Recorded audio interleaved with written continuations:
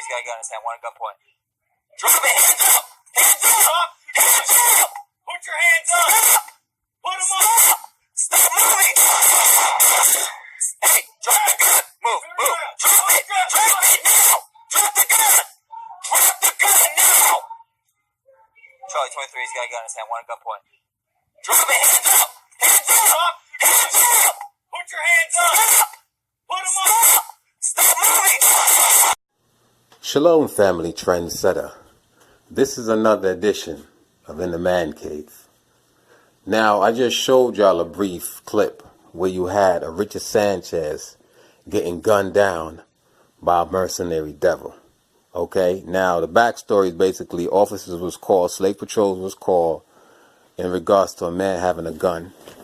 And, after get going on the scene or whatever, they instructed dude to drop the gun. Took a little while, but he dropped the gun, right? And for me, when I seen how long it took for him to drop the gun and they didn't shoot him right away, I was surprised. But then again, I'm not surprised. You know why I'm not surprised? Because Richard Sanchez looked like one of them. You know what I'm saying? So maybe it took some time for them to figure out he wasn't one of them. Maybe he's more Hispanic than white.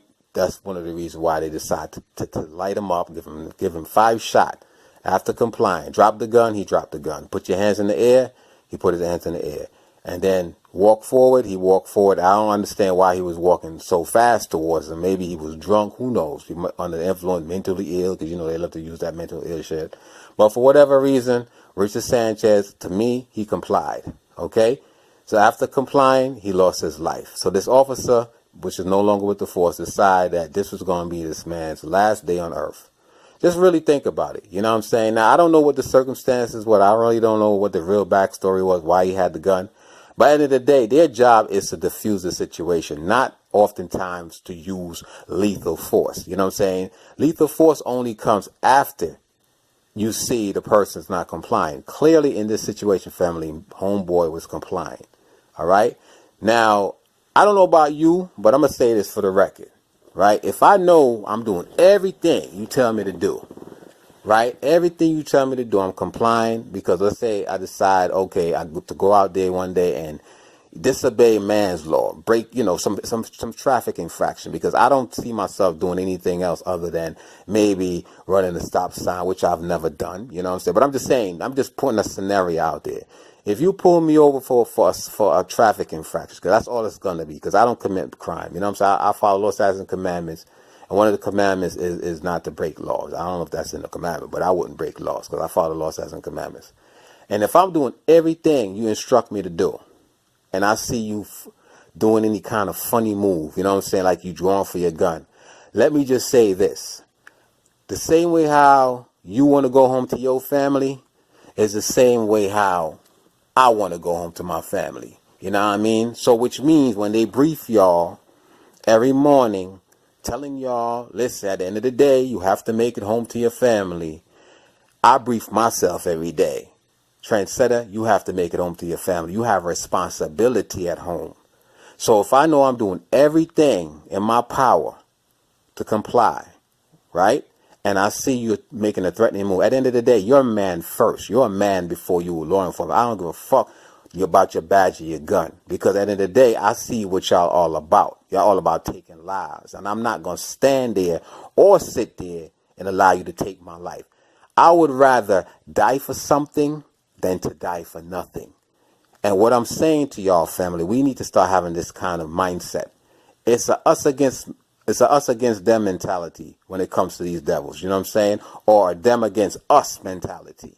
So we have to realize that, calling the police right now is a death sentence. You call for a welfare check of a family member, there's no guarantee that family member is going to live to see another day. So I would say in closing, family, we need not to be calling these motherfuckers. We need not to be calling the police for anything, because if you can help calling these devils, you just need to call another family member or friends or relatives or somebody, neighbors and shit, to come over and help you in a situation. Don't call them. Let them be the last resort. You know what I mean? Because you know how they rolling right now. I don't believe that the guys are out to serve and protect. You know what I'm saying? Because they kind of remind me of Jesus Christ. You know what I'm saying? Jesus Christ was supposed to die on a cross, right? You know, the nigga that was invented in the 1500s, because Letter J was invented in the 1500s. So this nigga was supposed to die on a cross to save us. These devils supposed to get a badge and a gun to save us, right? To come to our aid, but yet still we are losing our life at a high rate. So I was saying, closing family, do not, and I repeat, do not call the police if you can help it, especially if you're a so-called black or Hispanic man.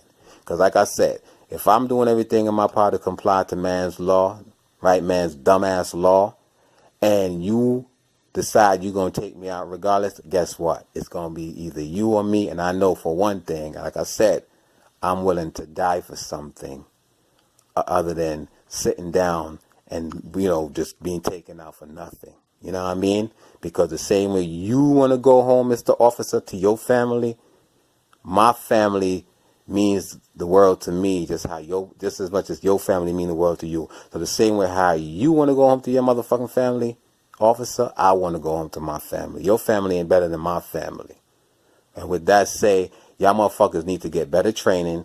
As a matter of fact, you cannot train humanity into devils. At the end of the day, you really can't. They need to get tougher on this shit. You need to, every time you hear this shit go down where an officer is involved in a shooting, they need to start pressing charges, giving them like 30, 40 years, life sentences, because of life for life. In my book, the New Testament tells you to turn the other cheek, obey your master, be obedient to your servant. Fuck that. I ain't doing that shit. I'm an Old Testament believer. A life for life. You take one of mine, I'm taking 10 of yours. And with that, I say shalom.